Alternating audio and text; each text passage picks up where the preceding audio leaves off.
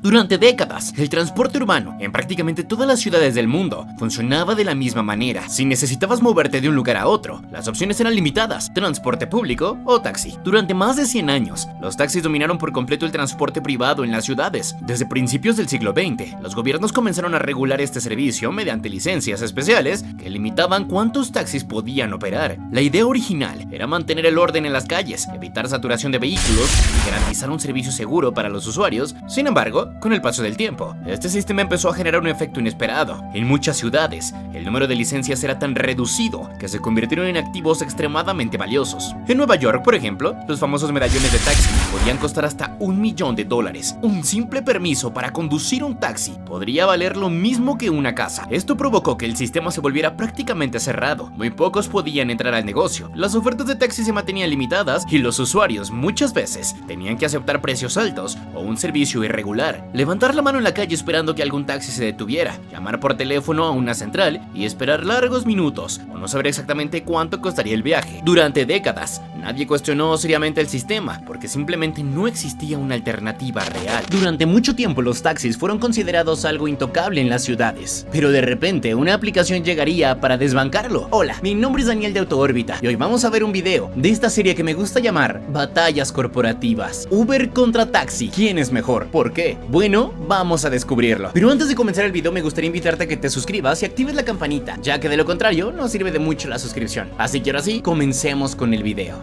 La historia de Uber comienza con una situación aparentemente trivial. En 2008, los emprendedores Travis Kalanick y Garrett Camp se encontraban en París tratando de conseguir un taxi en medio de una noche fría. Después de esperar demasiado tiempo sin éxito, comenzaron a discutir una idea simple: ¿y si pudieras pedir un auto desde tu teléfono? En ese momento los teléfonos inteligentes comenzaban a popularizarse. El concepto parecía lógico, pero nadie lo había aplicado realmente en el transporte urbano. Un año después, lanzaron una aplicación llamada Uber Cab, que posteriormente se convertiría en Uber. La propuesta era extremadamente sencilla: abrir una aplicación, solicitar un viaje, ver en el mapa cómo el auto se acercaba y pagar automáticamente con tarjeta. No había necesidad de cargar efectivo, levantar la mano en la calle y tampoco teníamos que negociar el precio con el conductor. Todo estaba automatizado dentro de una plataforma digital. Lo que Uber estaba creando no era simplemente otra empresa de taxis, era en realidad un desarrollo de plataforma tecnológica capaz de conectar pasajeros con conductores en tiempo real. Uber no estaba compitiendo contra los taxis en igualdad de condiciones.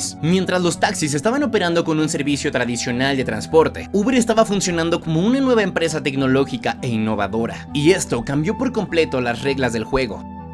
Uber tenía algo que el sistema tradicional nunca había tenido: datos. Cada viaje generaba información valiosa: cuánto duraba, qué rutas eran más rápidas, dónde había más demanda, en qué horarios las personas necesitaban transporte y cuáles zonas tenían mayor actividad. Con todos estos datos, la plataforma podía optimizar constantemente su funcionamiento. Pero la tecnología no fue la única ventaja. Uber introdujo un sistema de calificación donde pasajeros y conductores podrían evaluarse mutuamente. Esto generó algo que los taxis tradicionales no tenían: responsabilidad directa frente al usuario. Si un conductor te ofreció un mal servicio, su calificación bajaba y podía incluso perder el acceso a la plataforma. Si un pasajero causaba problemas, también podía ser penalizado. El sistema se autorregulaba. Además, la aplicación permitía calcular el precio aproximado del viaje antes de pagar y de subir al auto, algo que reducía la incertidumbre que muchos usuarios tenían al tomar un taxi.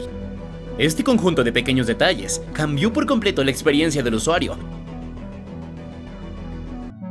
y comenzó a generar una preferencia clara por las aplicaciones de transporte. En realidad, Uber no solamente te estaba ofreciendo un sistema de transporte, te estaba ofreciendo una alternativa y resolviendo muchas frustraciones que la gente ya tenía con el sistema tradicional de los taxis. El crecimiento de Uber fue extraordinariamente rápido. Entre 2011 y 2015, la empresa comenzó a expandirse a decenas de ciudades en todo el mundo. Lo que permitió esta expansión fue su modelo de negocio. Uber no necesitaba comprar autos ni contratar conductores como empleados. Solo necesitaba crear una plataforma donde cualquier persona con un automóvil y un teléfono pudiera ofrecer viajes. Esto hacía que el sistema fuera increíblemente escalable. Mientras el número de taxis estaba limitado por licencias gubernamentales, Uber podía aumentar su oferta de conductores prácticamente de inmediato. En ciudades con alta demanda, podían registrarse cientos o miles de nuevos conductores en semanas. Este modelo rompía completamente con el esquema tradicional del transporte urbano. Y aquí es donde comenzó la verdadera guerra, porque lo que para algunos usuarios representaba innovación tecnológica, para los taxistas significaba una amenaza directa contra su trabajo y su forma de vivir, además de todo el sistema en el que le habían invertido tantos años de su vida. Cuando Uber comenzó a expandirse por las grandes ciudades del mundo, el conflicto con el sector taxi no tardó en explotar. Durante décadas, los taxistas habían operado bajo un sistema altamente regulado, licencias limitadas, tarifas establecidas por gobierno, revisiones constantes y en muchos casos inversiones enormes para poder trabajar legalmente. En ciudades como Nueva York, Londres o París, obtener una licencia de taxi podía costar cientos de miles de dólares e incluso más de 1 millón en algunos casos neoyorquinos. Para miles de conductores, esa licencia no solo era un permiso de trabajo, era el patrimonio de toda una vida. Muchos habían pedido préstamos, hipotecado sus casas o trabajado décadas para poder comprarla. Pero cuando Uber llegó a las ciudades, todo este sistema empezó a tambalearse. De repente apareció una plataforma que permitía a prácticamente cualquier persona con un automóvil y un teléfono inteligente ofrecer viajes a través de una aplicación sin necesidad de pagar las mismas licencias ni cumplir exactamente con las mismas regulaciones. Desde el punto de vista de los taxistas, esto representaba una competencia profundamente injusta. Mientras ellos habían invertido enormes cantidades de dinero, miles de nuevos conductores podían entrar a un mercado con relativa facilidad. Las protestas comenzaron a aparecer en distintas partes del mundo, en ciudades como Madrid, París, Roma, Berlín, Ciudad de México y Buenos Aires. Miles de taxistas saldrían a la calle para exigir la prohibición de Uber. Lo que estaba ocurriendo ya no era una discusión sobre el transporte, era un conflicto económico, político y social. Por un lado, estaba el sistema tradicional del taxi, basado en licencias limitadas y regulaciones estrictas que habían existido durante muchas décadas. Por el otro, apareció un nuevo modelo que impulsaba la tecnología y las plataformas digitales, donde la oferta del conductor podía crecer rápidamente, dependiendo de la demanda. Este choque obligó a los gobiernos de muchas ciudades a tomar decisiones difíciles. Algunos intentaron prohibir el sistema porque operaba fuera de la ley, otros optaron por regularlo, creando nuevas categorías legales para las aplicaciones de transporte. Lo que volvió la situación más compleja fue que mientras las protestas de los taxistas crecían, la popularidad de Uber entre los usuarios aumentaba también rápidamente. Para muchas personas, la aplicación representaba algo que el sistema tradicional no había logrado: tiempos de espera cortos, precios claros y la posibilidad de no pagar con efectivo. En pocas palabras, millones de personas prefirieron el modelo nuevo. Lo que estamos viendo no solo es una pelea entre Uber o taxi, en realidad estamos presenciando algo mucho más grande: el momento en el que la tecnología empezó a romper industrias que durante décadas estaban dominando el sector. Y cuando eso ocurre, casi siempre hay un ganador y un perdedor.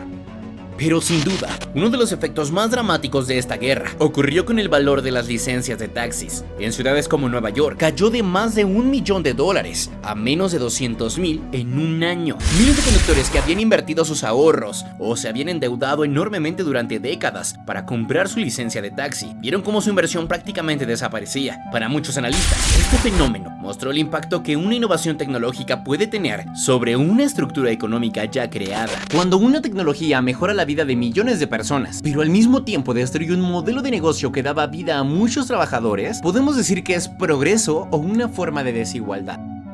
Pero Uber tampoco ha estado libre de críticas, que las tarifas bajaban constantemente mientras la empresa aumentaba su comisión. También surgieron debates legales sobre si los conductores debían ser considerados empleados o trabajadores independientes. En varios países incluso, Uber enfrentó demandas, restricciones legales e incluso prohibiciones temporales. Pero a pesar de estas controversias, la demanda por este servicio siguió creciendo alrededor del mundo. Para millones de usuarios, la comodidad, la rapidez y la transparencia superaba ampliamente la experiencia tradicional del taxi.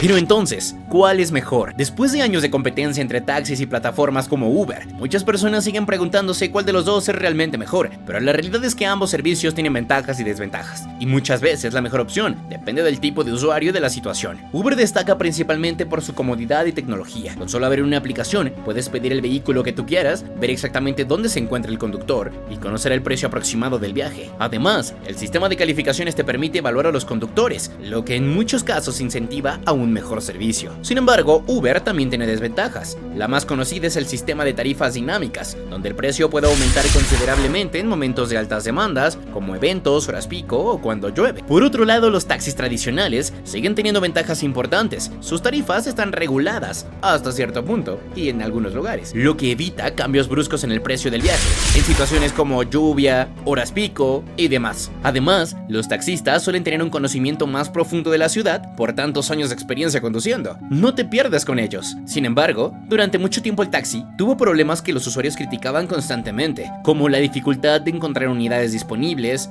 la falta de métodos digitales de pago y en ocasiones la impertinencia de muchos conductores al conducir su taxi. En realidad, Uber es más conveniente para quienes buscan rapidez y tecnología, mientras que los taxis son más confiables para quienes prefieren un servicio regulado con precios más estables. Pero sin duda alguna, del 100% que dominaba el sistema de taxi, hoy solo domina el 50 o menos por ciento. Al final esta guerra no tiene un ganador absoluto. Lo que realmente aprendemos de esta guerra entre ambos transportes es que por primera vez en mucho tiempo, las personas tienen más opciones para decidirse por dónde moverse y cómo moverse en la ciudad. Y eso es lo más maravilloso del mundo, le pese a quien le pese.